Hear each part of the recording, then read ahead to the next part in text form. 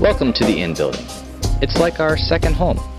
And for as much time as we typically spend here, well, it might as well be called our home. The upper levels are dedicated to the professional level student studios. This is the mental image we get when we tell our friends and family, or anyone with a life for that matter, that we are in studio. During class time, the studios can be quite an energetic space filled with the noises and sounds of learning and other conversations from section to section. This long corridor is where the non-studio classes and faculty offices are held.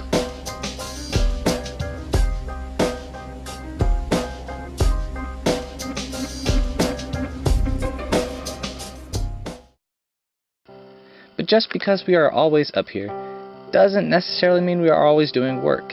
Sometimes you need a break from the pressures of architecture.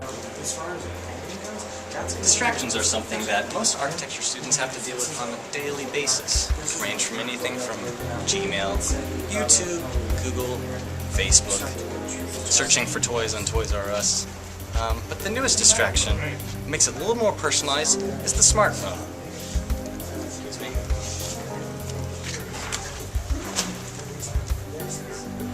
One such distraction that swept the studios in the spring of 2010 was a site called OMG Pop. It's essentially the Facebook of online gaming, where players can create their own profiles and play games with total strangers in fun-filled competition, like this game, Draw My Thing. One particular way I personally like to relieve stress and maintain a level of physical fitness in order to maintain my sexy physique is through a game of ping pong. Sometimes you just need to shout a little bit. Some distractions actually occur through people. Through spending so much time with the people in studio, our level of maintaining a social life sometimes depends on those people. This diagram shows a particular phenomenon that occurs in studio just about every night. It's called flocking. One person may innocently go to another person's desk just to ask a question about a program or to get some feedback on a model they just made. But during the conversation, a triggered memory of an event or happening outside of studio or the architectural realm will inadvertently thrust the conversation into an unproductive conversation. But the mayhem doesn't stop there. While the two continue the conversation, the sounds of laughter and a good time become so appealing to others across the studio that they leave their desk and come to join in the conversation. After 3 to 4 people have joined in the conversation, it becomes an irresistible force that even compels the stragglers in studio to join in on the conversation. Nature. It's one of those things that most architecture students don't get to see a whole lot of because they're cooped up inside 24/7. But before you condemn your mental image of an archie to a lackluster existence spent searching endlessly for a social life, let's meet one of Southern Poly's finest in architecture, Jeremy Smith. Jeremy is a 5th-year thesis student in the SPSU architecture program. His work ethic and drive to do great work has led to his skills in model making and very well-composed graphic representation in his boards and sketches. Hi, my name is Jeremy Smith. I'm a 5th-year thesis student preparing for review this upcoming Friday. My level of productivity in studio usually is about, I'd say probably a good 78%. There is the case that my friend Rodney, a few rows down, we tend to distract each other with our humor. Yeah.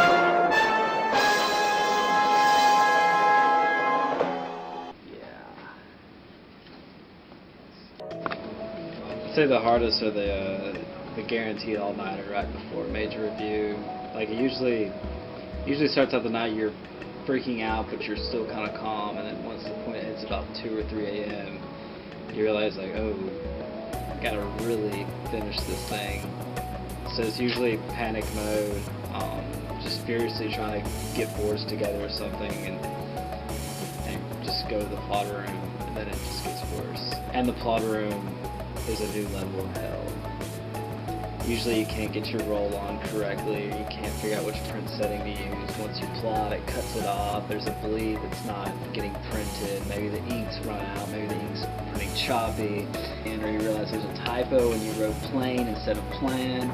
Just the little things that add up just make the plot room completely awful. Sleep-wise, I've probably gotten a little bit more sleep this semester than, say, like the previous and fourth year semesters, where it was probably ranging from 3 to 6 hours a night. Now it's probably maybe 4 to 7, 8 maybe. Usually pretty efficient when it comes to sleep. I think the hardest thing in review is the fact that you know your project, you've been working on a whole semester, but when you go to talk about it for 5 minutes, to converse 25 minutes about what the project was, it's pretty tough to pack it all in. I think it's part of fumbling through your words to explain it. And then once you've explained it, what you think is coherently, the professors don't, and then you get the classic. So, in one sentence, what could you describe about your project? Describe your project in about one sentence, or one phrase, or one word. It's definitely hard, though, when they're explaining back to you. The only thing you're thinking about is you're going to be done with this in about 15 minutes, and you can go home and sleep, or wait through another one, or just be off the chopping block. But yeah, it's definitely hard sometimes to be able to soak in all the feedback. And sometimes they tell you should have had this, and this, and this, and this diagram, and sometimes it honestly just blows in one ear and out the other. Because, I mean, honestly, how can you soak in everything in 25 minutes that you've been working on an entire semester?